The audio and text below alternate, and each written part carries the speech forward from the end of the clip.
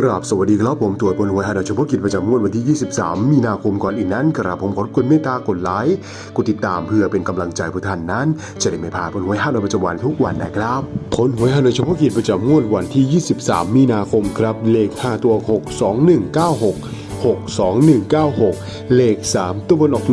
196 196เลข2ตัวบนออก96 เลข2ตัวล่างออก